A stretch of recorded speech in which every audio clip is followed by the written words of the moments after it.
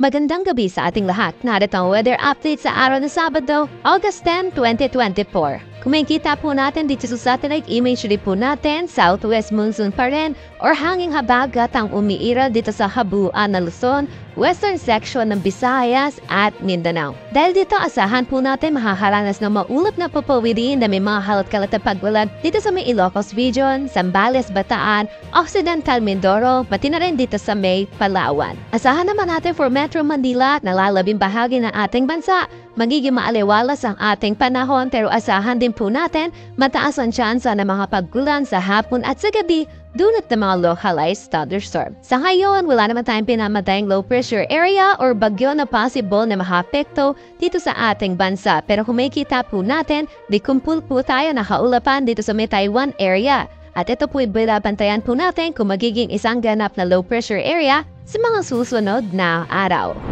Para naman sa magiging panahon natin bukas dito sa Luzon, kung makikita po natin yung western section pa rin ng Luzon ay makakaranas pa rin ng maulap na papawiri na may mga halap-kalat na pagbulan dulot pa rin ito na southwest monsoon or ng hanging habagat. Pero kung makikita naman po natin sa nalalabing bahagi, patuloy tayong makakaranas ng maaliwalas na panahon. Agwat ng temperatura per Metro Manila at Nawag, 25 to 32 degrees Celsius. For Tugigaraw, asahan natin ng 25 to 34 degrees Celsius, Baguio 17 to 23 degrees Celsius. For Tagaytay, asahan natin 24 to 31 degrees Celsius at Legazpi 25 to 33 degrees Celsius.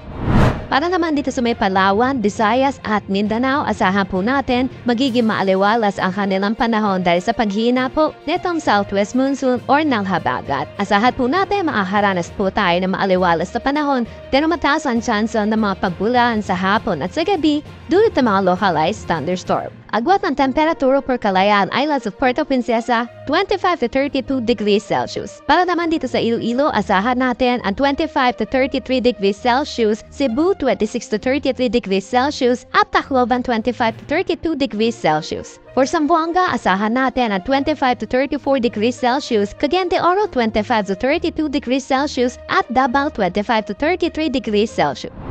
Wala naman tayong nakataas na anumang gale warning sa anumang seaboards na ating bansa.